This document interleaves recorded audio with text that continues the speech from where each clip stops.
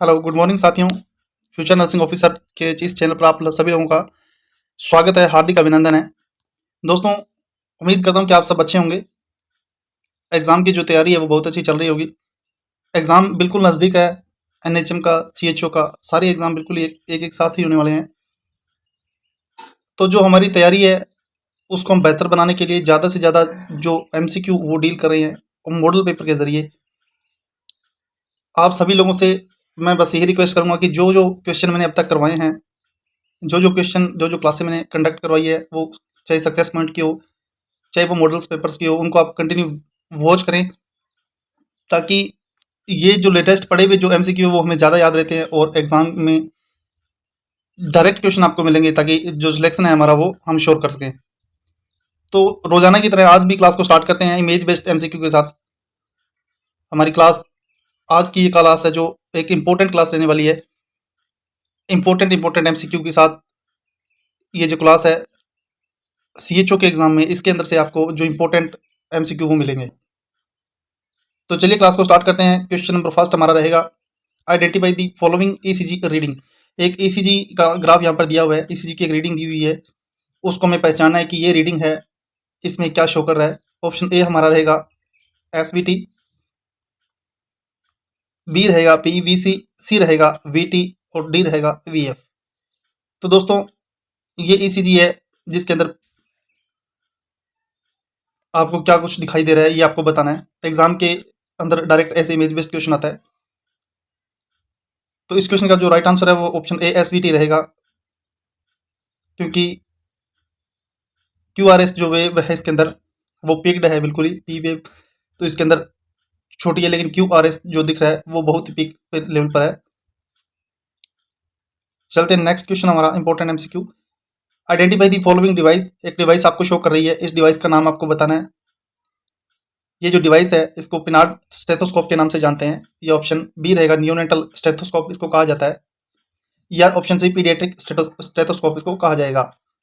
Option D रहेगा infant stethoscope.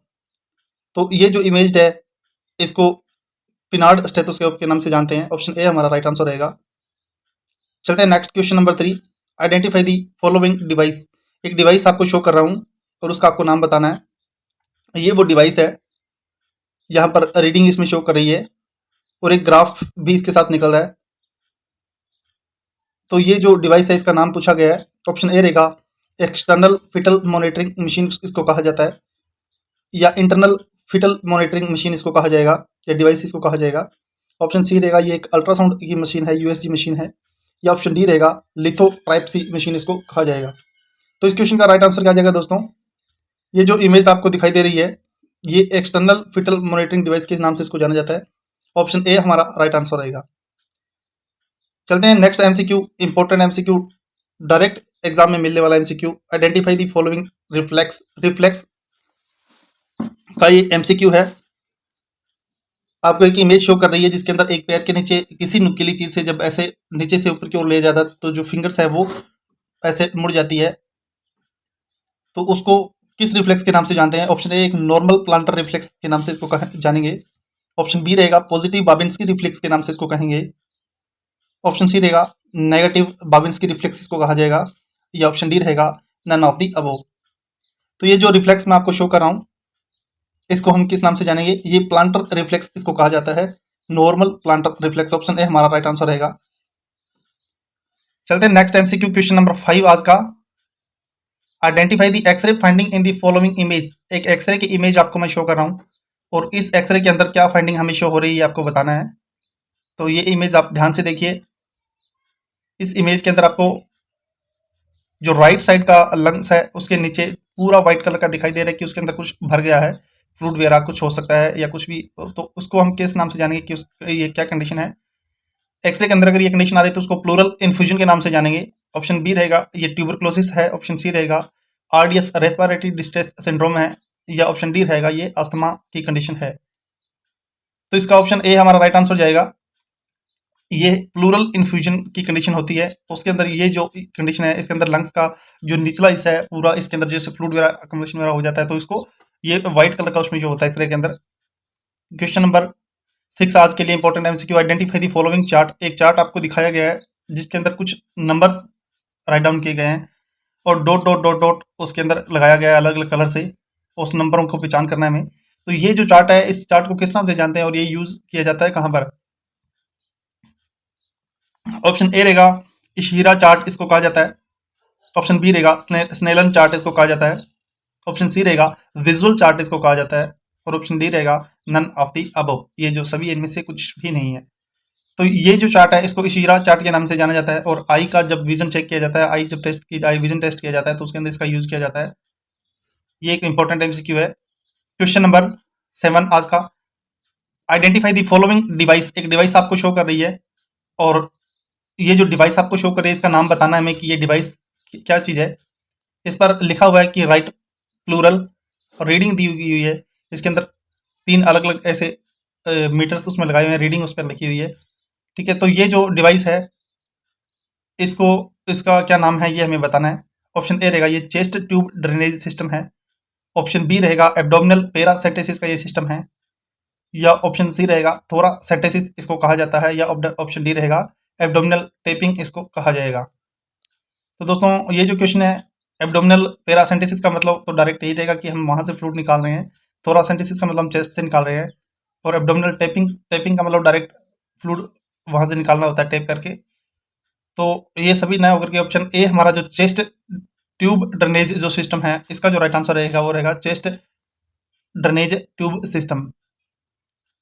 चलते हैं नेक्स्ट एमसीक्यू। एक प्रोसीजर की इमेज में आपको शो कर रहा हूँ, आइडेंटिफाई दी फॉलोइंग प्रोसीजर। ये प्रोसीजर आपको बताना है जहां पर एक मॉनिटर की रीडिंग लगी हुई है, एक पेशेंट है और उसको सीधा लेटा करके वहां पर उसको एक ड्रिप टाइप नुमा लगाया हुआ है। ठीक है, और ड्रिप चेम्बर वहां पर उसमें आपको शो कर रहा है। रोलर रोलर जो क्लैंप है वो शो कर रहा है, वहां से कुछ फ्लूइड वगैरह उसके अंदर डाला जा रहा है। ठीक है, प्रेशर बेग ऊपर लटका हुआ है और प्रेशर जो ट्यूब है वो शो कर रही है। वाल्व वहां पर लगा हुआ है। तो ये जो सब है, ये किस चीज को, ये जो प्रोसीजर है ये किस चीज के अंदर यूज किया जाता है? ये जो मॉनिटर आपको दिखाई दे रहा है ये central venous pressure wall force इसको कहा जाता है। ये जो रीडिंग उसके अंदर नीचे शो कर रही है। तो ये जो प्रोसीजर है जिसके अंदर प्रेशर वेग वगैरह लगा हुआ है, ये टोटल प्रोसीजर हम किस नाम से जानेंगे? इसके अंदर हम मेजरिंग कर रहे हैं यूएनएल जुगुलर वेन प्रेशर को मेजर कर रहे हैं, सीवीपी को मेजर कर रहे हैं, ईसीजी को या मेजर कर रहे हैं ईईजी को। ठीक है, तो ये ऑप्शन बी है। ठीक है, मेजरिंग सीवीपी यहाँ पर किया जा रहा है। चलते हैं आज के नेक्स्ट एमसीक्यू की तरफ। Question number 9। क्वेश्चन नंबर 9 हमारा रहेगा कि एक क्लाइंट है विद हीमोफीलिया, किसको कंडीशन है, हैज ए नोज ब्लीड, उसको होने लग गया है। Which nursing action is most appropriate to control the bleeding. Bleeding को कंट्रोल करने के लिए जो नर्सिंग एक्शन है वो क्या लिया जाएगा, सबसे उपयुक्त एक्शन? तो फर्स्ट रहेगा कि place the client in A sitting position with the head hyper extended. मरीज को जो सीधा बिठा देना है, बढ़िया सिटिंग पोजीशन में बिठाना है और उसका जो सिर है वो ऊपर की ओर कर देना है। ऑप्शन बी रहेगा कि डाउन फॉरवर्ड कर देना है, फ्लेक्शन ऑफ द नेक को फ्लेक्स कर देना है, पैक ऑफ नेरेज tightly with gauze to apply pressure to the source of bleeding, जहां पर ब्लीडिंग हो रही है वहां पर अपने गोज वगैरह डाल के टाइटली उसको पैक कर देना है। ऑप्शन सी रहेगा pinch the soft lower part of the nose and the minimum of 5 minute, या नोज उसको पिंच करके रखना है हमें, स्मूथली सॉफ्टली पिंच करके रखना है लोअर पार्ट को हमें 5 मिनट के लिए, या apply ice pack to the forehead and back of the neck. तो ऑप्शन बी जो हमारा है कि हमें उसको डाउन फॉरवर्ड करना है, आगे की ओर झुकाना है, नेक को फ्लेक्शन करना है उसका, और पैक ऑफ दी जो ड्रेसिंग वगैरह की जो गोज के पैक है उससे हमें क्या करना है, बढ़िया प्रेशर उसके अंदर ब्लीडिंग करनी है, क्योंकि हीमोफीलिया का पेशेंट है और उसके अंदर जो ब्लीडिंग बंद होने के चांस है वो बहुत कम होते हैं। तो ऑप्शन बी हमारा राइट आंसर रहेगा। क्वेश्चन नंबर 10 आज का, most of the following which comfort device prevent the external rotation of the हिप्स of A bed ridden patient. निम्नलिखित में से कौन सा आरामदायक जो उपकरण है बिस्तर पर पड़े रोगी के कुल्हों के बाहरी घुमाव को रोकता है? ऐसा कौन सा उपकरण है जो क्या करेगा, कुलों को बाहर घूमने नहीं देगा? ऑप्शन ए रहेगा हैंड रोल, ऑप्शन बी रहेगा ट्रोकेंटर रोल, ऑप्शन सी रहेगा सैंड बैग और ऑप्शन डी रहेगा ट्रेपेजी बार। तो इस क्वेश्चन का राइट आंसर रहेगा ट्रोकेंटर रोल है जो लगा दिया जाएगा, जो कि ट्रोकेंटर्स को बाहर घूमने की नहीं देगा। ठीक है, तो ऑप्शन बी हमारा राइट आंसर रहेगा। Question number 11, convert 23 Fahrenheit to Celsius. देखो 23 जो फारेनहाइट है उसको सेल्सियस में कन्वर्ट करना है। ठीक है, तो इसका जो राइट आंसर क्या रहेगा, -2 डिग्री सेंटीग्रेड रहेगा, -3 डिग्री सेंटीग्रेड रहेगा, या -5 डिग्री या -4 डिग्री सेंटीग्रेड रहेगा। तो ये जो क्वेश्चन है -5 डिग्री इसका जो राइट आंसर रहेगा। क्वेश्चन नंबर 12 की तरफ चलते हैं। Find out the incorrect option. कोई इनकरेक्ट ऑप्शन है इन सभी में से, उसको हमें पहचानना है कि इनकरेक्ट ऑप्शन क्या हो सकता है। ऑप्शन ए रहेगा सोशल स्माइल 8 वीक पर आती है। ऑप्शन बी रहेगा नेक का कंट्रोल 12 वीक पर होता है। ऑप्शन सी रहेगा क्रावल्स 36 वीक पर होता है। और ऑप्शन डी रहेगा स्ट्रेंजर एंजाइटी 18 वीक पर होती है। तो इन सभी में से जो एक ऑप्शन है वो रॉन्ग है। उसका राइट आंसर क्या है? इसका राइट आंसर ऑप्शन डी है, स्ट्रेंजर एंजाइटी है वो 18 वीक। ये जो ऑप्शन है ये इसका राइट नहीं है। Question number 13। In AIIMS Delhi nursing officer Komal Saini posted in labour room के अंदर पोस्टेड है और वो असिस्ट कर रही है एक LSCS, ठीक है, एक सिजेरियन सर्जरी है, सिजेरियन वगैरह कर रही है। With history off shoulder dystocia उसको हुआ है, उस पेशेंट की हिस्ट्री में शोल्डर डिस्टोकिया रहा हुआ है। वह असेस कर रही है condition of the newborn की कंडीशन को देख रही है and find out that neonate heart rate is 80 beat per minute. जो न्यूनेट है उसकी हार्ट रेट है उसकी 80 बीट पर मिनट है। रेस्पिरेशन उसका स्लो है एंड इरेगुलर है। सम फ्लेक्शन ऑफ एक्सट्रीमिटी का सम फ्लेक्शन है। बॉडी पेल है और blue and activity is absent है। So how much Apgar score can be record. तो दोस्तों अपगार स्कोर का MCQ है। टोटली रीडिंग्स हमें दी हुई है, हमें इसका स्कोर काउंट करके उसको बताना है। अपगार स्कोर के बारे में मैंने एक बहुत अच्छी क्लास लगाई हुई है, स्पेशली 5 मिनट की लगभग वो क्लास है, तो वो जाके आप जरूर विजिट करें, क्योंकि अपगार स्कोर में से आपको 1 से 2 क्वेश्चन मिलेंगे CHO के एग्जाम में, तो आप उन्हें गलत नहीं करें। ऑप्शन ए रहेगा 3, ऑप्शन बी रहेगा इसका स्कोर रहेगा 4, इसका स्कोर रहेगा 5, इसका स्कोर रहेगा 6। तो ये जो कंडीशन है इसका स्कोर रहेगा 3, क्योंकि टोटली जो है कंडीशन, अगर पल्स रेट भी 80 है तो उसका हम 1 स्कोर देंगे। श्वसन धीमा और अनियमित है, ठीक है, तो उसका अभी जो रहेगा 1 स्कोर रहेगा। और शरीर और पीला और नीले कलर का है तो उसका भी जो कलर है वो 1 रहेगा। तो तीनों का मिलाकर के जो आपका स्कोर का रहेगा कलर वो 3 रहेगा। हार्ट रेट अगर बीट 80 है, रेस्पिरेशन स्लो इरेगुलर है, सम फ्लेक्शन एक्सट्रीमिटी 1 है, ये ब्लू और बॉडी जो पेल है तो उसका 0 रहेगा और रिफ्लेक्स बॉडी मूवमेंट 0 है। टोटल स्कोर हमारा 3 रहेगा। Which of the following type of need represent the need of individual to reach their full potentials through development of unique capability? निम्नलिखित में से ऐसी कौन सी आवश्यकता है व्यक्तियों की अद्वितीय क्षमता के विकास के साथ विकास के माध्यम में अपनी पूरी क्षमता तक पहुंचने की आवश्यकता को दर्शाती है? सेल्फ एक्चुअलाइजेशन जो नीड है वो रहेगी, या सेल्फ स्टीम नीड है वो रहेगी। ऑप्शन सी सिक्योरिटी नीड्स रहेगी। ऑप्शन डी रहेगा फिजियोलॉजिकल नीड्स रहेगी।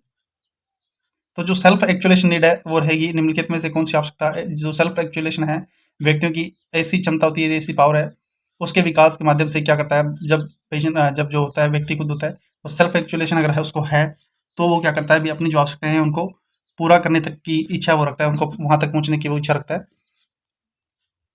Question 15। The most powerful stimuli for respiratory centre is. श्वसन केंद्र के लिए सबसे शक्तिशाली जो उत्तेजक वो कौन सा है? श्वसन तंत्र जो है हमारा सेंटर है, उसके लिए पावरफुल स्टिमुलाई कौन सा होता है? ऑप्शन ए रहेगा ऑक्सीजन की लैक, अगर ऑक्सीजन की कमी है। ऑप्शन बी रहेगा increase pH of blood, blood का जो पीएच लेवल है वो बढ़ा हुआ है। ऑप्शन सी रहेगा कार्बन डाइऑक्साइड एक्सेस अब बढ़ चुकी है, या ऑक्सीजन एक्सेस, ऑक्सीजन बढ़ चुकी है। तो ऑप्शन सी है श्वसन केंद्र के लिए जो सबसे शक्तिशाली जो उत्तेजक रहेगा वो रहेगा कार्बन डाइऑक्साइड एक्सेस। अगर कार्बन डाइऑक्साइड बढ़ रही है तो जो श्वसन केंद्र है उसके लिए ज्यादा स्टिमुलाई पैदा होगा और उसको ज्यादा वर्क करना पड़ेगा। Question number 16। Urea breath test is held in use to detect the presence of. जो यूरिया ब्रीथ जो परीक्षण है का उपयोग सांस में किसकी उपस्थिति का पता लगाने के लिए किया जाता है? ऑप्शन ए रहेगा स्ट्रेप्टोकोकस, ऑप्शन बी रहेगा स्टेफिलोकोकस, ऑप्शन सी रहेगा हेलोबैक्टर पाइलोरी और ऑप्शन डी रहेगा हिस्टीरिया कोलाई। दोस्तों ये इंपॉर्टेंट है, इंपॉर्टेंट MCQ सारे सिंगल लाइनर क्वेश्चन मैं आपको बता रहा हूँ। डायरेक्ट MCQ आपको देखने को मिलेंगे। यूरिया ब्रीथ टेस्ट का ये MCQ है। यूरिया ब्रीथ टेस्ट है वो जो डिटेक्ट करने के लिए किया जाता है, किसकी प्रेजेंस चेक करने के लिए किया जाता है, तो इसका राइट आंसर ऑप्शन सी है हेलिकोबैक्टर पाइलोरी, इसका राइट आंसर रहेगा। Question number 17। Just after operation and operative patients come in PACU. A prudent nurse what will expect about drain color from operation side. Operation के तुरंत बाद एक जो मरीज है, ऑपरेटिव मरीज को PACU में एडमिट किया गया है, और एक समझदार नर्स है वो ऑपरेशन की साइड से ड्रेन के रंग के बारे में क्या उम्मीद करेगी कि जो ड्रेनेज का जो कलर आ रहा है वो कैसा है? ऑप्शन ए सीरस ड्रेनेज आ रहा है, ऑप्शन बी सैंग्यूनियस डिजीज ड्रेनेज आ रहा है, ऑप्शन सी रहेगा पुरुलेंट ड्रेनेज आ रहा है, या ऑप्शन डी रहेगा सीरोसेंजीनियस ड्रेनेज आ रहा है। तो इसका राइट आंसर जाएगा कि वो सेंजेनियस ड्रेनेज आ रहा है, ऑप्शन बी हमारा राइट आंसर रहेगा। थोड़ा सा एक्सप्लेन करता हूँ इसके बारे में कि just after operation colour of drainage can be sanguineous और रेड ड्यू टू ब्लीडिंग। इसका मतलब ये होता है कि ऑपरेशन के बाद अगर जो रक्तस्राव होता है, जो क्या होता है रक्त, वो थोड़ा रक्त में या लाल रंग का हो सकता है। After some time clotting mechanism happened, थोड़े देर टाइम के बाद क्या होता है भी कुछ जो थक्का वगैरह जमने की प्रक्रिया वो शुरू हो जाती है, और उसके बाद जो कलर है वो सीरस प्लस ब्लड मीन्स सीरोजेनेसिस हो जाता है। तो वो सीरस और सीरम और रक्त का रंग बदल जाता है, जिसका अर्थ होता है सीरो सैंग्विनियस। पुरुलेंट ड्रेनेज के बारे में मैं आपको बताऊं तो ये पहले येलो कलर का होता है और इन्फेक्शन को जो ये इंडिकेट करता है, दर्शाता है। सीरस ड्रेनेज का बताऊं तो क्लियर वाटर लाइक ड्रेनेज होता है, और sero sanguineous drainage serous with RBC cells, it is come just after sanguineous drainage. जो सैंग्विनियस ड्रेनेज है उसके बाद में क्या होता है, ये वाला ड्रेनेज है वो आता है। Question number 18, which test is done for identify the presence of occult blood in stool. Stool के अंदर अगर ब्लड पाया जाता है तो कौन सा टेस्ट है वो किया जाता है। ऑप्शन ए रहेगा ऑर्थोटोलिन टेस्ट, ऑप्शन बी रहेगा बेंजीडिन टेस्ट, ऑप्शन सी रहेगा गुआइक टेस्ट, और ऑप्शन डी रहेगा फोचेज टेस्ट। तो स्टूल के अंदर अगर ब्लड की मात्रा चेक करनी है तो उसके लिए ऑप्शन सी है गुआइक टेस्ट, वो यूज किया जाता है। ये क्वेश्चन भी मैं पिछली क्लास में आपको पढ़ा चुका हूँ। गुआइक टेस्ट के बारे में भी मैंने आपको थोड़ा बताया हुआ है, पिछली क्लासेस आप जाके विजिट करें। The stool guaiac test look for the hidden blood in a stool sample, it can find blood even if you cannot see it yourself. It is the most common type of the fecal occult blood test, FOBT, fecal occult blood test का एक part है। गुआइक test क्या होता है, मल के अंदर नमूना लिया जाता है, उसमें रक्त की जांच की जाती है, और ये रक्त वो होता है जिसको हम आंखों से देख नहीं सकते, भले ही आप इसे समय देख नहीं सकते हैं, लेकिन इसको fecal occult blood टेस्ट का भी एक ये प्रकार है। फोचिट टेस्ट का मैं आपको बताऊं तो ये presence of bilirubin in urine के लिए चेक किया जाता है। फोचिट टेस्ट ऑर्थोटोडोलिन टेस्ट जो है, it is use to the measurement of free chlorine in water after chlorination. Chlorination के बाद में अगर जो क्लोरीन फ्री वाटर है वो चेक करने के लिए किया जाता है। क्वेश्चन नंबर 19 इंपॉर्टेंट एमसीक्यू रहेगा। ए 2 year grab A handful of cake from the table and stuff it in his mouth. According the fraud नियम है, फ्रड का कोई नियम है, उसके according what part of the mind is the child satisfying. मतलब एक 2 साल का जो बच्चा है मेज पर एक मुट्ठी भर केक उठा लेता है और उसे अपने मुंह में ठूस लेता है। फ्राइड के अनुसार, फ्राइड जो साइंटिस्ट था उसने एक नियम दिया था, उसके अनुसार जो बच्चा है उसका दिमाग के किस हिस्से को संतुष्ट कर रहा है वो। ऑप्शन आईडी, खुद की वो आईडी पहचान, दूसरा सुपर ईगो उसके अंदर है, ऑप्शन सी रहेगा उसके अंदर ईगो है उसको संतुष्ट कर रहा है, या ऑप्शन डी है अनकॉन्शियस माइंड है उसका वो शो कर रहा है। तो ऑप्शन ए है इसका राइट आंसर रहेगा, आईडी, अपनी जो आईडी है उसको वो शांत कर रहा है। फ्रॉड ने जो तर्कसंगत जो नियम दिया था उसका, उसने क्या कहा था कि defined the id as the mind concerned with the self gratification by the agent and quickest available, means id is available pleasureful. Freud ने आईडी का सबसे जो आसान और सबसे तेज उपलब्ध साधनों द्वारा आत्म संतुष्टि से संबंधित मन के रूप में परिभाषित किया है। आईडी हमेशा आनंददायक होती है।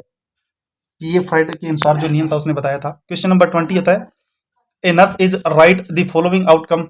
एक नर्स है वो क्या कर रही है, following outcome for a patient who is try to lose weight, जो क्या वेट को लूज करना चाहती है, और patient can explain the relationship between weight loss, increase exercise and decrease calorie intake, the example of what type of outcome. एक nurse क्या कर रही है, एक परिणाम लिख रही है, और जो क्या कर रही है अपना वजन कम करने की कोशिश कर रहा है। रोगी क्या करता है, वजन घटाने के लिए व्यायाम में वृद्धि करता है और कैलोरी के सेवन में कमी कर देता है। और उन दोनों के बीच के संबंध को हम किस, जो परिणाम आएगा तो ये किस चीज का उदाहरण है, ये एक कोग्निटिव बिहेवियर रहेगा, ये एक साइकोमोटर रहेगा, इफेक्टिव रहेगा, या एक फिजिकल चेंजेस रहेगा। ऑप्शन बी सी डी इसका राइट आंसर नहीं होगा, लेकिन ऑप्शन ए कोग्निटिव बिहेवियर इसका जो राइट आंसर रहेगा। कोग्निटिव आउटकम जो रहता है, कोग्निटिव जो आउटकम रहेगा related to increase the patient's knowledge, ये जो रहता है ये पेशेंट के नॉलेज से रिलेटेड रहता है। साइकोमोटर हम पढ़ते हैं तो वो अचीवमेंट, न्यू अचीवमेंट स्किल्स से रिगार्डिंग रहता है। अफेक्टिव आउटकम जो होता है वो रहता है पेशेंट की वैल्यू, बिलीफ एंड एटीट्यूड से रिलेटेड। चलते हैं नेक्स्ट एमसीक्यू, हमारा इंपॉर्टेंट एमसीक्यू रहेगा, उसकी तरफ चलते हैं। Question number 21, a nurse cares for a dying patients by providing physical, psychological, social and spiritual care for the patients, their family and the other loved one. This service is known as, एक nurse है वो क्या करे, मरते हुए मरीजों, उनके परिवारों और परिजनों से शारीरिक, मनोवैज्ञानिक और सामाजिक आध्यात्मिक देखभाल प्रदान करने के लिए उनकी देखभाल करती है। और इस सेवा को किस नाम से जाना जाएगा? ऑप्शन ए रहेगा हमारा रेस्पाइट केयर, ऑप्शन बी रहेगा पैलिएटिव केयर, ऑप्शन सी रहेगा हॉस्पाई केयर एंड ऑप्शन डी रहेगा एक्सटेंड केयर। तो ये जो शारीरिक मनोवैज्ञानिक जो टोटली केयर प्रोवाइड कराई जाती है तो ये इसको हॉस्पाई केयर कहा जाता है। क्वेश्चन नंबर, इसके बारे में थोड़ा सा मैं आपको बता देता हूँ जल्दी जल्दी। धर्मशाला देखभाल इसको कहा जाता है। यह एक प्रकार की वह देखभाल है जो मरणासन जो व्यक्ति होते हैं, जिनकी जो जीवन की जो अंतिम अवस्था वाले जो रोगी होते हैं उन पर लागू की जाती है और उनको उनके परिवार को भावनात्मक जो समर्थन है वो प्रदान किया जाता है। चलते हैं, हमारा नेक्स्ट 22 नंबर एमसीक्यू रहेगा कि एक nurse is caring for a patient immediately after below the knee amputation. एक नर्स घुटने के नीचे के अंग को जो काट दिया गया है तुरंत बाद एक मरीज की देखभाल कर रही है। Which of the following assessment should be nurse considered A priority? सबसे जो प्रायोरिटी नर्स है, जो नर्स है वो प्रायोरिटी किस चीज को देगी? असेसमेंट वो कर रही है तो किस चीज को प्राथमिकता देगी? ऑप्शन ए सैक्रल एडिमा वहां पर हो गया है, ऑप्शन बी उसकी मोबिलिटी देखेगी, ऑप्शन सी रहेगा स्टंप ड्रेसिंग देखेगी, ऑप्शन डी रहेगा ब्लड शुगर लेवल की जांच करेगी। तो इस क्वेश्चन का जो राइट आंसर जाएगा कि वहां पर वो स्टंप ड्रेसिंग देखेगी, जो वहां पर ड्रेसिंग की है उसकी वो सबसे ज्यादा उसकी देखभाल करेगी। तो ये असेसमेंट है उसका जो प्रायोरिटी एक्शन रहेगा। क्वेश्चन नंबर 23 रहेगा हमारा, after total hip replacement the precautions to be taken to avoid dislocations of prosthesis include. संपूर्ण कूल्हे के प्रतिस्थापन के बाद उसका कूल्हा रिप्लेसमेंट किया गया है के बाद कृत्रिम अंग के विस्थापन से बचने के लिए बरती जाने वाली सावधानियां क्या हो सकती है? हमें किस चीज से अवॉइड करना है? Avoid crossing leg and bending your right angle. अब क्रॉसिंग लेग से हमने बैठना वगैरह ये बंद करना है। अवॉइड लो चेयर, छोटी चेयर पर बैठना बंद करना है। Sleep with a pillow with between leg to 6 week, 6 week से कम हमने क्या करना है कि बीच में पिलो लगा के रखना है। और ऑप्शन डी रहेगा ऑल ऑफ दी वो। तो ये जो सारे जो प्रिकॉशन हमें रखने, सावधानियां सारी हमें रखनी है। ऑप्शन डी हमारा राइट आंसर हो जाएगा। Question number 24, which of the following position is appropriate for a patient who is on the first post operative day after total hip replacement? कुल हिप रिप्लेसमेंट के बाद पहले पोस्ट ऑपरेटिव दिन पर निम्नलिखित में से कौन सी स्थिति है उस मरीज के लिए उपयुक्त रहेगी? पेशेंट को स्पाइन पोजीशन में लेटा के रखना है अबडक्शन पिलो के साथ, प्रोन पोजीशन में लेटा के रखना है अबडक्शन पिलो के साथ, सेमी फॉलोअर पोजीशन उसको रख देनी है, या ट्रेंड लाइन बर्ग पोजीशन उसको देनी है। तो इस क्वेश्चन का राइट आंसर रहेगा ऑप्शन ए, सुपाइन पोजीशन उसको देनी है अबडक्शन पिलो के साथ में, क्योंकि उसको टोटल हिप रिप्लेसमेंट किया गया है। तो उसको ये जो पोजीशन है supine position with abduction pillow, ये हमारा राइट आंसर रहेगा। क्वेश्चन नंबर 25 रहेगा हमारा, पर्पज ऑफ ट्रैक्शन इंक्लूड। जो ट्रैक्शन का पर्पज है वो क्या रहेगा? Used in the treatment of fracture, fracture का ट्रीटमेंट हम कर रहे हैं। It help to reduce muscle spasm and contractions, help in internal rotation reduction, and option D रहेगा बोथ ए एंड बी। तो ए और बी दोनों ही हमारे राइट आंसर रहेगा, ठीक है। और यह रिड्यूस करेगा मसल स्पाज्म को, कॉन्ट्रैक्शन को, और ट्रीटमेंट के फ्रैक्चर के ट्रीटमेंट में भी ये काम में लिया जाएगा। क्वेश्चन नंबर 26, ब्रायंट जो ट्रैक्शन है वो इंडिकेट करता है फ्रैक्चर का, फीमर का फ्रैक्चर, ह्यूमरस का, स्पाइनल फ्रैक्चर को, या फ्रैक्चर ऑफ रेडियस का। तो ये जो ब्रायंट ट्रैक्शन है ये फीमर ऑफ फ्रैक्चर, जो फ्रैक्चर ऑफ फीमर है उसका हमें उसमें देखने को मिलेगा। 27 नंबर एमसीक्यू रहेगा हमारा, in laboratory culture most human पैथोजेनस grow best at. जो लेबोरेटरी कल्चर है उसके अंदर जो मोस्ट पैथोजन है वो ग्रो करते हैं बेस्ट कौन कितने टेम्परेचर पर ग्रो करते हैं? ऑप्शन ए रहेगा 30 से 37 डिग्री, ऑप्शन बी रहेगा 15 से 20 डिग्री, ऑप्शन सी रहेगा 38 से 50 डिग्री, ऑप्शन डी रहेगा 20 से 30 डिग्री। तो इस क्वेश्चन का जो राइट आंसर है वो जाएगा ऑप्शन ए, 30 से 37 डिग्री पर वो बेस्ट ग्रो करते हैं।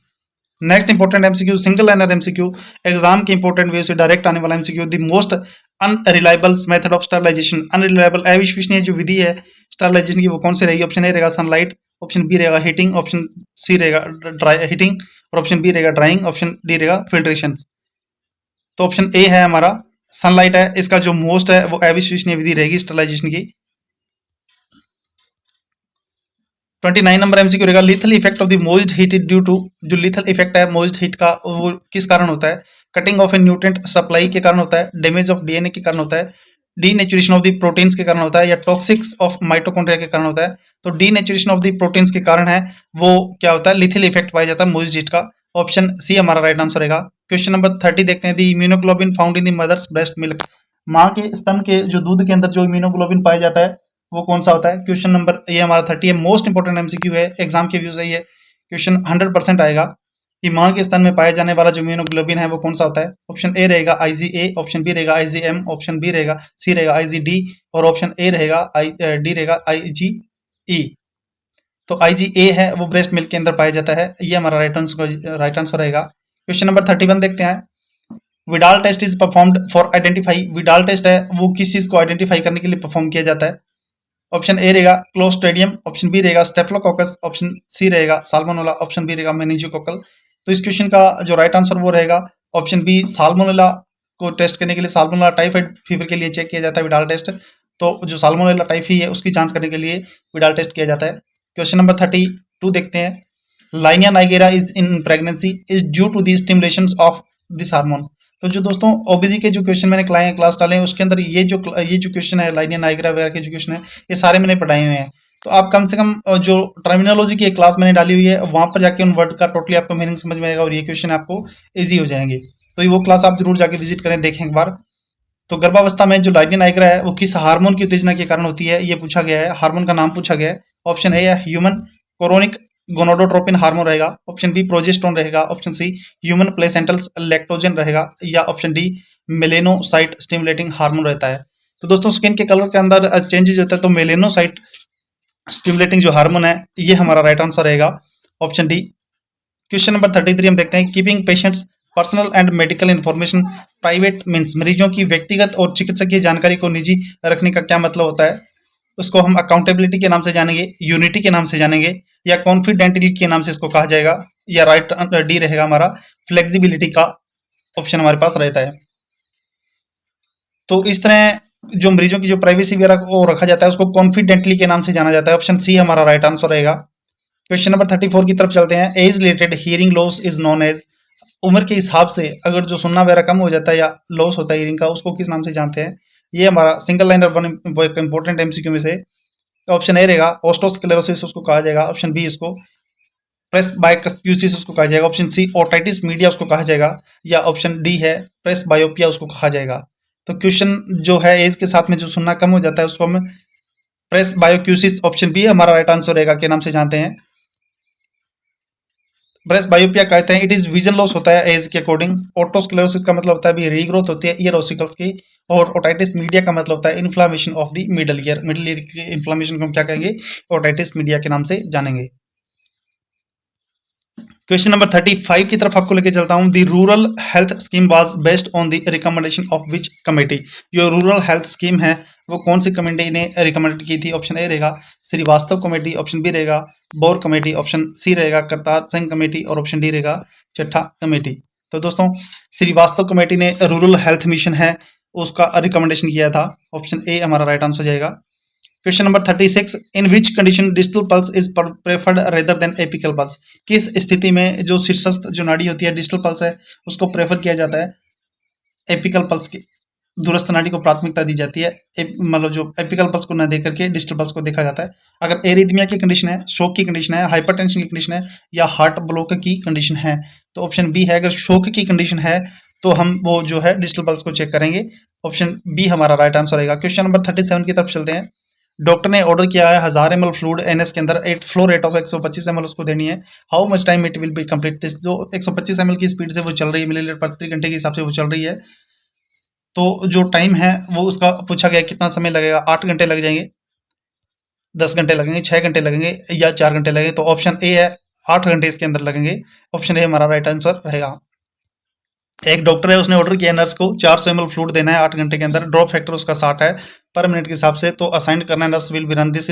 तो जो इसको किस स्पीड से है वो नर्स है वो चलाएगी ताकि वो इस टाइम में लग जाए। 13 ड्रॉप फैक्टर पर मिनट लगेगा, 50 ड्रॉप पर मिनट फैक्टर रहेगा, 30 ड्रॉप रहेगी, या 40 ड्रॉप रहेगी पर मिनट। तो ऑप्शन बी है 50 ड्रॉप इसका राइट आंसर रहेगा, क्योंकि इसके अंदर रहता है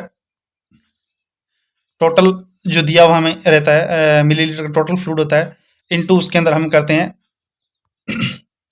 ड्रॉप फैक्टर डिवाइड बाई जो टाइम दिया होता है उसको हम डिवाइड करते हैं इन मिनट्स के अंदर, ठीक है। तो ये हमारा राइट आंसर जो निकल के आएगा वो रहेगा। क्वेश्चन नंबर 39 हम देखते हैं कि the most common anatomical position of the uterus, uterus की जो मोस्ट कॉमन एनाटॉमिकल पोजीशन पूछी गई है, ये एंटीवर्टेड एंड एंटीफ्लेक्स्ड होता है, रेट्रोवर्टेड एंड रेट्रोफ्लेक्स्ड होता है, रेट्रोवर्टेड एंड एंटीफ्लेक्स्ड होता है, या एंटीवर्टेड एंड रेट्रोफ्लेक्स्ड होता है। तो ऑप्शन ए है एंटीवर्टेड एंड एंटीफ्लेक्स्ड जो यूट्रस है वो होता है, ऑप्शन ए राइट आंसर रहेगा। Question number 40 the strongest ligament in the female pelvis का जो स्ट्रॉन्गेस्ट लिगामेंट है वो कौन सा होता है? ऑप्शन ए रहेगा रिवर्स सर्वाइकल, ऑप्शन बी रहेगा ओब्लिक सर्वाइकल, ऑप्शन सी रहेगा ट्रांसवर्स सर्वाइकल, या ऑप्शन डी रहेगा नन तो सबसे जो स्ट्रॉन्गेस्ट इसका होता है तो वो ऑप्शन सी होता है। ट्रांसवर्स सर्वाइकल लिगामेंट जो होता है वो सबसे स्ट्रॉन्गेस्ट लिगामेंट होता है। क्वेश्चन 41 की तरफ चलते हैं। Important MCQ, the layer of the uterus that is sloughed off during MC cycles जो है उसके मासिक धर्म के दौरान है, गर्भाशय की जो कौन सी परत है वो बाहर आती है? तो ऑप्शन ए, बिल्कुल इजी क्वेश्चन है ये। Option A endometrium, option C रहेगा पेरीमेट्रियम, ऑप्शन बी रहेगा मायोमेट्रियम, ऑप्शन डी रहेगा सिरस लेयर। तो ऑप्शन ए है हमारा इसका जो एंडोमेट्रियम लेयर है वो एमसी साइकिल के दौरान है वो बाहर आती है। Question number 42, which chemical present in the acromial tip serum facilitate the penetrations of zona pellucidus of ovum? शुक्राणु के एक्रोमियल टिप में मौजूद कौन सा रसायन डिंब है जो जोना पेलुसिडा के प्रवेश को सुविधाजनक बनाता है? ऐसा कौन सा जो एसिड है वो पूछा गया है जो क्या करता है कि जब शुक्राणु में एक्रोमियम टिप के मौजूद होता है तो वो क्या पेलुसिडा जो प्रवेश है उसको आसान इजी बना देता है। तो हाइड्रो क्लोरिक एसिड होता है, या हियालुरोनोसिडेज होता है, या फॉर्मुलिन होता है, या एसिटाइल कोलिन होता है। तो ऑप्शन बी है हियालुरोनिन डेज उसको कहा जाता है। ऑप्शन बी हमारा राइट आंसर रहेगा। Question number 43, the first evidence of the pubertal development in the female is usually manifest as, महिलाओं के यौवन का विकास का जो पहला प्रमाण मिलता है हमें आमतौर पर वो किस रूप में मिलता है? वो मिनार्की, जब ऑनसेट ऑफ मिनार्की में मिलेगा। ऑप्शन ए रहेगा। ऑप्शन बी रहेगा अपीयरेंस ऑफ ब्रेस्ट बर्ड में दिखने को मिल गए, ये रहेगा। ये ऑप्शन सी रहेगा appearance of the axillary and pubic hair appearance होने लगे वो रहेगा, या ऑप्शन डी रहेगा onset growth of the spurt, ये राइट आंसर रहेगा। तो ऑप्शन बी है appearance of the breast buds, इसका राइट आंसर जाएगा। इसके अंदर हम महिलाओं के यौवन का विकास का पहला प्रमाण हमें मिलता है appearance of the breast buds. Question number 44 रहेगा, गोनाडोट्रोपिन रिलीजिंग हार्मोन है GnRHs stimulate are the release of, वो क्या करते हैं? रिलीज ऑफ करते हैं एसीटीएच को, ग्रोथ हार्मोन को, ल्यूटिनाइजिंग हार्मोन को, या थायराइड स्टिमुलेटिंग हार्मोन को। तो ऑप्शन सी है एलएच हार्मोन जो होता है ल्यूटिनाइजिंग हार्मोन, उसके लिए ये क्या स्टिमुलेट करते हैं? उसको रिलीज करते हैं। Which of the is a note symptom of vaginal atrophy, vaginal atrophy है उसका साइन नहीं है। Lengthening of vaginal canal, thinning of vaginal canal, vaginal walls, या डिक्रीज वेजाइनल ल्यूब्रिकेशन और यूरिनरी इनकॉन्टिनेंसी।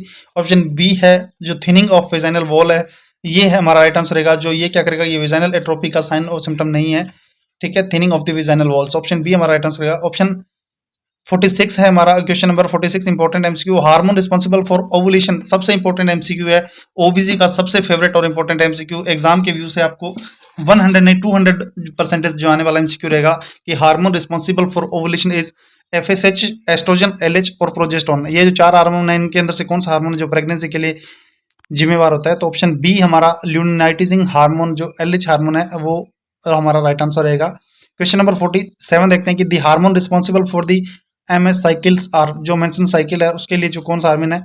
ऑप्शन ए गोनाडोट्रोपिन जिम्मेदार होता है, ऑप्शन बी रहेगा estrogen and progesterone, option C रहेगा gonadotropin and estrogen, option D रहेगा गोनाडोट्रोपिन, एस्ट्रोजन एंड प्रोजेस्टेरोन, जो तीनों ही हार्मोन है इसके लिए जरूरी होते हैं। तो ऑप्शन डी हमारा राइट आंसर रहेगा, गोनाडोट्रोपिन, एस्ट्रोजन एंड प्रोजेस्टेरोन जो तीनों हार्मोन है वो एमसी साइकिल के लिए जिम्मेदार होते हैं।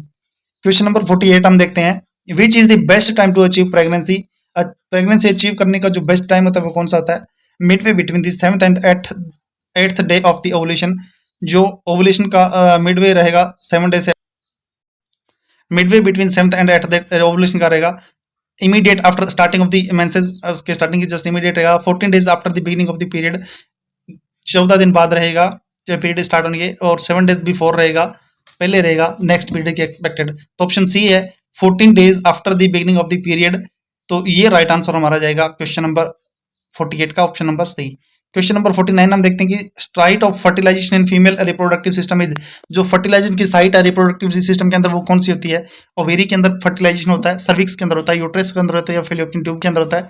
तो सभी लोगों को आपको पता ही कि ऑप्शन डी है फेलोपियन ट्यूब के अंदर है जो फर्टिलाइजेशन होता है, और एम्पुलरेट पार्ट के अंदर होता है। क्वेश्चन नंबर 50 देखते हैं, the large amount of the progesterone secreted during the secretary phase of the MC cycle is responsible for, मासिक धर्म चक्र के स्त्रावी चरण के दौरान स्त्रावित जो प्रोजेस्टेरोन की मात्रा है वो किसके लिए जिम्मेदार होती है? ऑनसेट ऑफ ओवुलेशन के लिए जिम्मेदार होती है प्रोजेस्टेरोन की मात्रा, या regulation of the MC cycle के लिए होती है, या इंसिडेंस ऑफ कैपिलरी फ्रैक्टिलिटी के लिए जरूरत होता है, या sustaining the thick endometrium of the uterus, या यूट्रस की जो एंडोमेट्रियम की लेयर है उसको थिक सस्टेंड करने के लिए होती है। तो ऑप्शन डी है हमारा राइट आंसर रहेगा। जो मासिक धर्म के जो चक्र के दौरान जो प्रोजेस्टेरोन की जो बड़ी मात्रा है वो किसके लिए जिम्मेदार होती है? Sustaining the thick endometrium of the uterus, option D right answer हो जाएगा। क्वेश्चन नंबर 51 आज का रहेगा, endometrium after conception is known as, conception के बाद जो एंडोमेट्रियम है वो किस में चेंज होती है? पेरीमेट्रियम, मायोमेट्रियम, डेसिडुआ या पेरोमेट्रियम। ऑप्शन सी हमारा डेसिडुआ के अंदर ये चेंज होती है, ऑप्शन सी है राइट आंसर जाएगा। Question number 52, O and CO यानी कि ऑक्सीजन और कार्बन डाइऑक्साइड का एक्सचेंज होता है प्लेसेंटा के अंदर थ्रू द प्रोसेस ऑफ, कौन सी प्रोसेस के द्वारा होता है? तो इसको पिनोसाइटोसिस कहा जाता है, डिफ्यूजन प्रोसेस इसको कहा जाता है, या फैसिलिटेटेड डिफ्यूजन कहता है, या एक्टिव ट्रांसपोर्ट इसको कहा जाता है। तो ऑक्सीजन और कार्बन डाइऑक्साइड का जो एक्सचेंज होता है वो डिफ्यूजन के नाम से जाना जाता है इसके अंदर। क्वेश्चन नंबर 53 देखते हैं हम, nervous system of the foetus is formed by, जो फीटस का जो नर्वस सिस्टम है वो किसके द्वारा फॉर्म होता है? ऑप्शन ए रहेगा एक्टोड्रम के द्वारा, ऑप्शन बी रहेगा एंडोड्रम के द्वारा, ऑप्शन सी रहेगा मिजोड्रम के द्वारा, और ऑप्शन डी रहेगा पेरेनकाइमा के द्वारा। तो दोस्तों जो नर्वस सिस्टम है फीटस का वो किसके द्वारा फॉर्म होता है? वो ऑप्शन ए है एक्टोड्रम के द्वारा फॉर्म्ड होता है, नर्वस सिस्टम बच्चे का एक्टोड्रम के द्वारा बनता है। क्वेश्चन नंबर 54 आज का रहेगा हमारा, during the first 2 month of pregnancy the chief source of estrogen and progesterone is जी, गर्भावस्था के पहले 2 महीनों के दौरान एस्ट्रोजन और प्रोजेस्टेरोन का जो मुख्य स्रोत है वो क्या होता है? तो दोस्तों ऑप्शन ए रहेगा प्लेसेंटा, ऑप्शन बी रहेगा एड्रिनल कॉर्टेक्स, ऑप्शन सी रहेगा कार्पस ल्यूटियम, और ऑप्शन डी रहेगा नन ऑफ द अबव। तो गर्भावस्था के पहले 2 महीने तक एस्ट्रोजन और प्रोजेस्टेरोन का जो मुख्य स्रोत है वो रहेगा कार्पस ल्यूटियम, ऑप्शन सी हमारा राइट आंसर जाएगा इस क्वेश्चन का, कार्पस ल्यूटियम हमारा राइट आंसर रहेगा। चलते हैं 55 नंबर एमसीक्यू हमारा आज का, एक द फेज दिया गया है, which of the lining cell, जिसके अंदर lining cell of the ovarian follicle की यार स्टिमुलेट हो रही है ल्यूनाइटिजिंग हार्मोन के द्वारा, एलिच हार्मोन के द्वारा, और डेवलप कर रही है कार्पस ल्यूटियम को to produce progesterone and estrogen is, वह चरण ऐसा वह कौन सा चरण है जिसके अंदर डिम्ब जो ग्रंथि कूप है कि अस्तर कोशिकाओं को एलएच हार्मोन के द्वारा उत्तेजित किया जा रहा है और प्रोजेस्टेरोन और एस्ट्रोजन का उत्पादन करने के लिए कार्पस ल्यूटियम विकसित हो सकता है। तो कौन सी फेज होती है? उसको ऑप्शन ए रहता है proliferative phase, option B follicular phase, option C रहता है एमसी साइकिल मेंस्ट्रुअल फेज, या ऑप्शन डी रहता है सेक्रेटरी फेज। तो ऑप्शन डी है सेक्रेटरी फेज है इसका राइट आंसर रहेगा। Question number 56, which of the following anti tubercular drug has the side effect of the peripheral nucleotides. तो tuberculosis की एक बहुत ही बढ़िया क्लास जो मैंने डाल रखी है वो आप जरूर जाकर देखें, क्योंकि ट्यूबरकुलोसिस या एक ऐसा टॉपिक है जिसके अंदर से आपको 100% 1 से 2 क्वेश्चन आपको मिलेंगे हर एग्जाम में। तो वो छोटी सी क्लास है, एक 5 से 10 मिनट की क्लास है, आप जरूर जाकर उसको देखें प्लीज।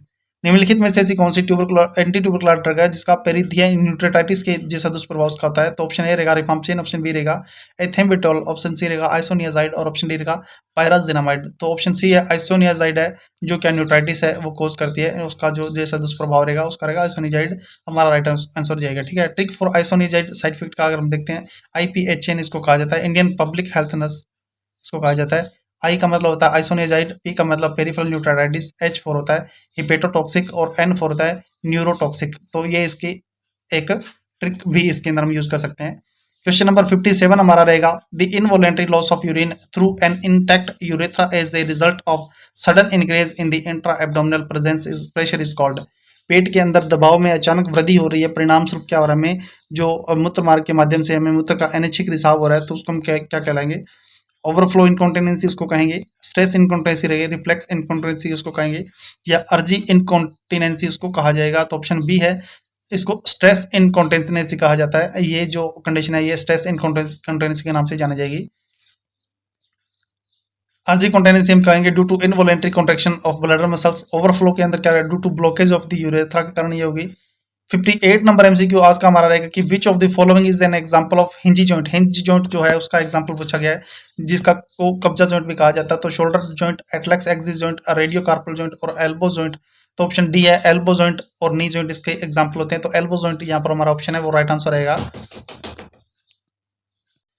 क्वेश्चन नंबर 59 हमारा रहेगा कि हेल्पलेसनेस, होपलेसनेस और वर्थलेसनेस अगर और कैरेक्टरिस्टिक है ये सारी किस चीज की है? ऑप्शन ए रहेगा BPAD with mania, paranoid schizophrenia है, ये डिप्रेशन है।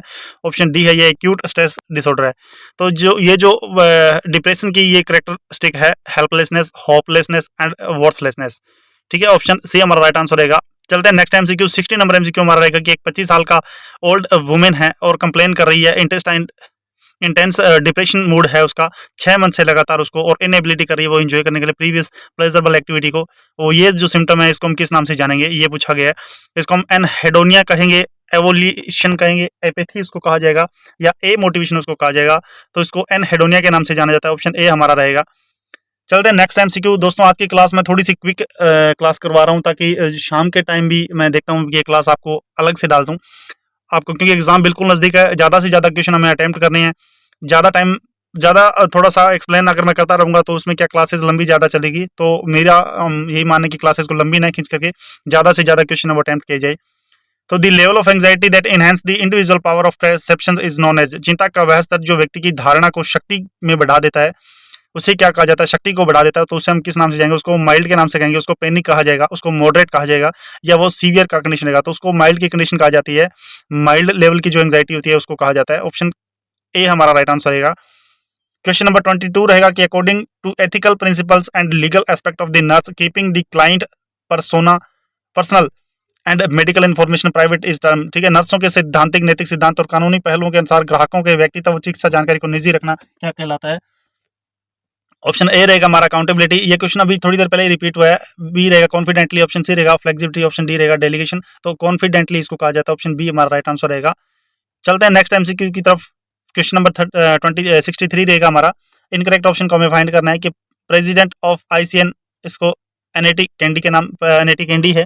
डायरेक्टर ऑफ डब्ल्यूएचओ का टेंड्रोस एडहोनन है। प्रेसिडेंट ऑफ यूनिसेफ का हेनरी दत्ता H4 है। और चीफ जस्टिस ऑफ आईसीजे का दलवीर भंडारी है। तो ऑप्शन डी है चीफ जस्टिस ऑफ आईसीजे का जो दलवीर भंडारी, वो नहीं है। ऑप्शन डी हमारा राइट आंसर रहेगा। प्रेसिडेंट ऑफ चीफ आईसीजे का जो है वो Abdul Haq Y Yusuf from Feb 2018 फरवरी से ये है प्रेसिडेंट ऑफ आईसीजे का जस्टिस, यानी कि प्रेजेंटली चीफ जस्टिस है ये। नेक्स्ट एमसीक्यू रहेगा हमारा, find the correct option associated with the Saili gas theory of general adoption syndrome, सामान्य अनुकूल सिंड्रोम के सेली के जीएस सिद्धांत के संबंधित सही विकल्प कौन सा है। अलार्म फेज रहता है, रेजिटिव फेज रहता है, एक्सहाल्सन फेज रहता है। रेजिटिव फेज पहले आएगा, अलार्म फेज फिर बाद में आएगा, एक्जूसेशन फेज थर्ड रहेगा, या एक्जूशन फेज फर्स्ट रहेगा, अलार्म फेज सेकंड रहेगा, रेजिटिव फेज थर्ड रहेगा। ऑप्शन डी रहेगा रेमिशन फेज फर्स्ट रहेगा, सुप्रेशन फेज सेकंड रहेगा और अलार्म फेज थर्ड रहेगा। तो सबसे पहले होता है अलार्म फेज, सेकंड होता है रेसिस्टिव फेज और थर्ड होता है एक्सहाल्सन फेज। ऑप्शन ए हमारा राइट आंसर हो जाएगा। क्वेश्चन नंबर 65 देखते हैं, which is the perception that all member of a group are alike, यानी कि सेम।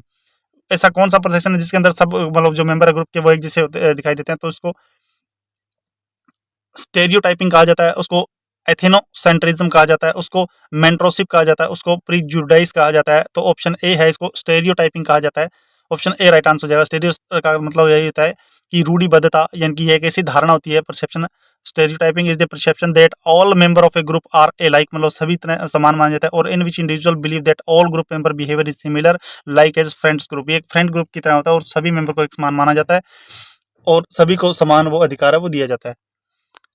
क्वेश्चन नंबर 66 हम देखते हैं कि all of the following body affected due to the sympathetic nervous system stimulations except, मतलब निम्नलिखित में से शारीरिक प्रभाव की सहानुभूति तंत्र का तंत्र उत्तेजना के कारण किस एक को छोड़ करके, जो शारीरिक प्रभाव सहानुभूति तंत्र का तंत्र है उत्तेजना के कारण होते हैं, लेकिन एक को छोड़ करके। Peripheral blood vessels dilation, coronary blood vessels dilation, option C रहेगा ब्रोंकाइड डायलेशन, ऑप्शन डी रहेगा पुपिल डायलेशन। तो ऑप्शन ए है coronary blood peripheral blood vessels dilation है, उसके कारण ये रहेगा। ऑप्शन ए हमारा राइट आंसर हो जाएगा। क्वेश्चन नंबर 63 आज का important MCQ, according to Kubler Ross model individual use of which defence mechanism for compensations in the denial stage, Kubler Ross model के अनुसार जो व्यक्ति के इनकार के चरण के मुआवजे के लिए किस रक्षा तंत्र का प्रयोग करता है।